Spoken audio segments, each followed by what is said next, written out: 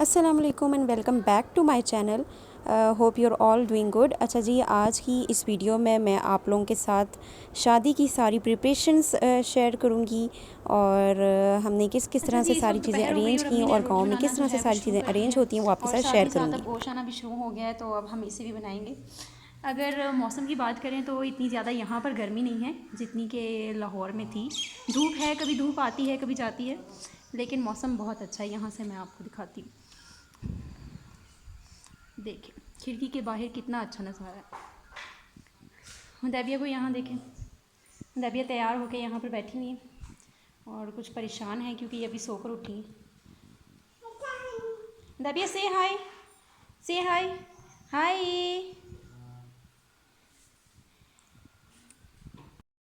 अच्छा जी, यहाँ पर ना एक गाय का सर भी है जो कि हमें गिफ्ट में आया। इसे क्लीन करेंगे अब्बू और फिर हम इसे बनाएंगे। उसके अलावा यहाँ पर गोश्त जो है वो बनने के लिए चढ़ा दिया गया है। मैं जब बनाऊँगी तो आपके साथ रेसिपी शेयर करूँगी। बाकी आप व्यू चेक करें विंडो से।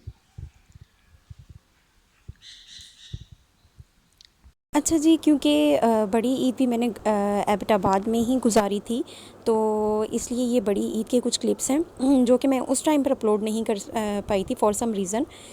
लेकिन अब मैंने सोचा कि मैं आप लोगों के साथ शेयर कर दूं। ये इतनी पुरानी वीडियो है कि अब मुझे याद भी नहीं है कि मैं बना क्या रही हूँ यहाँ पर।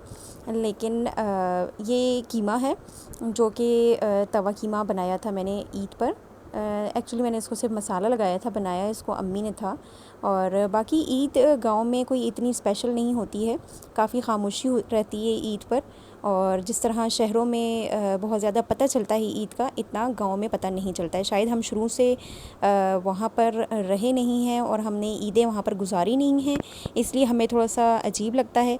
लेकिन जो वहाँ के लोग हैं वो उसे अपने स्टाइल में बहुत ज़्यादा इंजॉय कर रहे होते हैं और खुश भी होते हैं।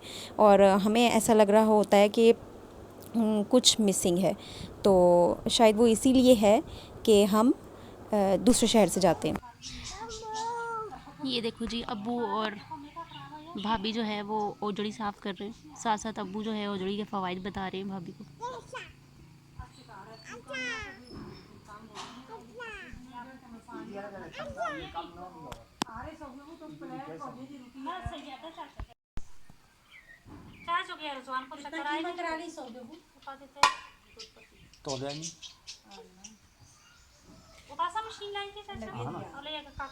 अच्छा जी, माशाल्लाह से यहाँ से जो है वो शादी की तैयारियाँ स्टार्ट हो गई हैं और ये दुल्हन का फ़र्नीचर आ रहा है।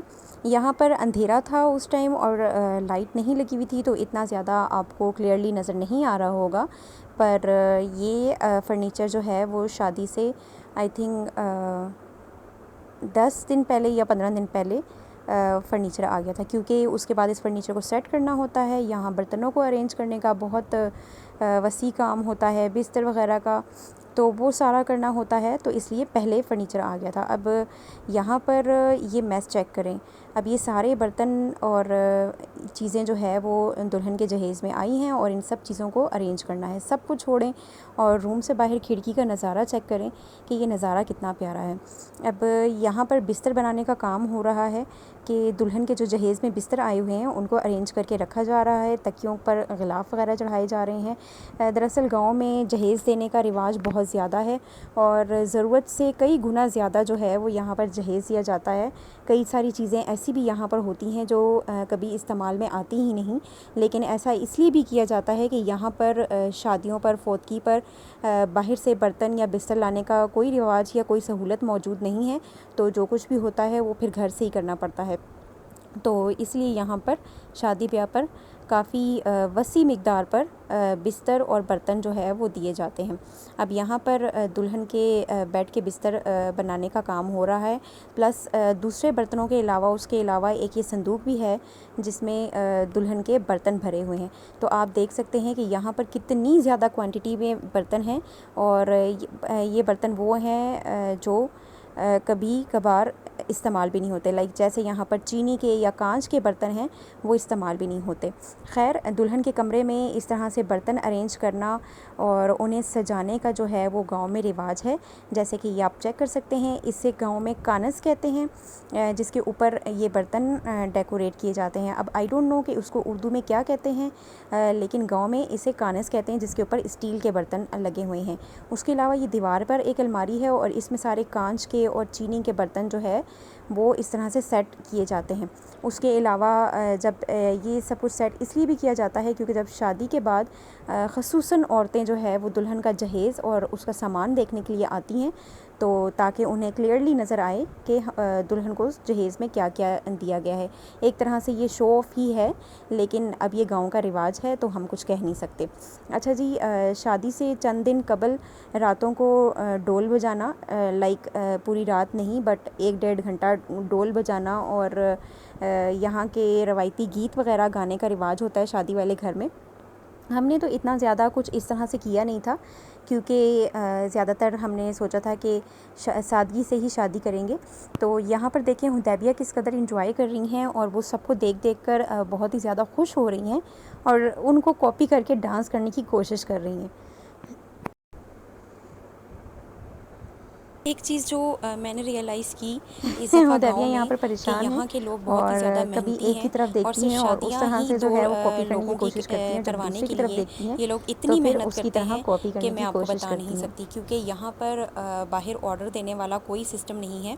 इवन यहाँ पर अक्सर बेड शीट्स और ये कानस वगैरह के कवर भी जो मैंने आपको दिखाए वो औरतें घर पर बुनती हैं, यानी सिलाई कढ़ाई का काम भी घर में करती हैं।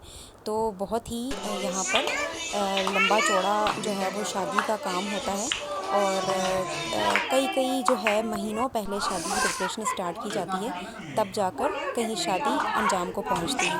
तो अप्रिशिएट करती हूँ मैं इनकी मेहनत को बहुत ज़्यादा, क्योंकि अगर आई थिंक इनकी जगह हम हो तो आई थिंक इतना सब कुछ ना कर पाएँ, लेकिन यहाँ के लोग बहुत ही ज़्यादा मेहनती हैं, सो दैट्स वाई वो ये सब कुछ अरेंज कर पाते हैं।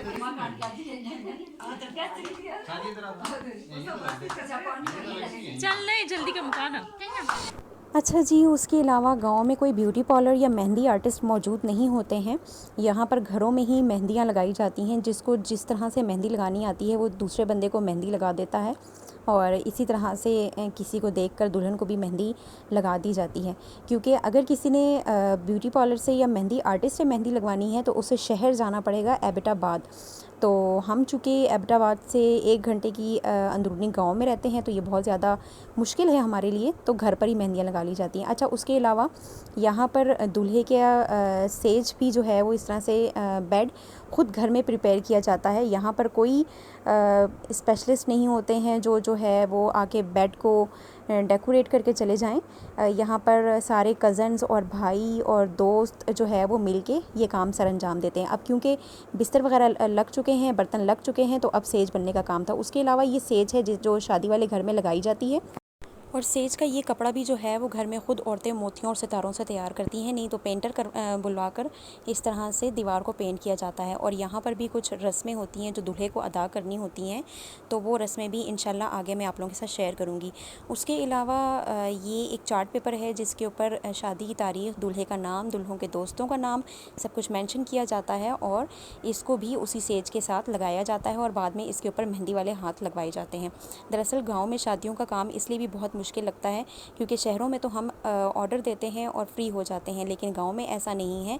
यहाँ पर सारे काम खुद करने पड़ते हैं, तो इसलिए यहाँ पर थोड़ी सी जो है वो शादी का काम बहुत ज़्यादा मुश्किल मुझे लगा, वरना अमूमन ऐसा होता नहीं है। तो अब जैसा कि यहाँ पर आप देख सकते हैं कि यहाँ पर खाने पकाने का काम लेकर, और पीछे जैसे देख रहे हैं आपकी कटिंग वगैरह भी ख़ुद की जाती है। खाना पकाने के लिए कुक को बुलाया जाता है यहाँ पर, बाकी कटिंग का काम खुद किया जाता है। बाकी उसके अलावा सर्विंग का काम भी यहाँ पर ख़ुद करते हैं घर की बड़े औरतें औरतों वाली साइड पर और मर्द मर्दों वाली साइड पर करते हैं। तो यहाँ पर सर्विंग से लेकर उसके बाद डिश वॉशिंग तक जो है वो ईच एंड एवरीथिंग घर की औरतें ख़ुद काम करती हैं। तो इस तरह से गांव में जो शादी करना है वो बहुत ही ज़्यादा डिफ़िकल्ट है, क्योंकि बेसिकली शहरों में हम ऑर्डर देते हैं और हमारे सारे काम हो जाते हैं, लेकिन यहाँ पर A to Z काम हमें ख़ुद करने पड़ते हैं। तो होप करती हूँ कि आपको जो है वो मेरी वीडियो पसंद आई होगी शादी के अरेंजमेंट्स के हवाले से। तो अब नेक्स्ट वीडियो में इंशाल्लाह मैं आपके साथ कुछ शादी के इवेंट्स और रस्में यहाँ पर किस तरह से होती हैं वो शेयर करूँगी। तब तक के लिए अल्लाह हाफ़िज़।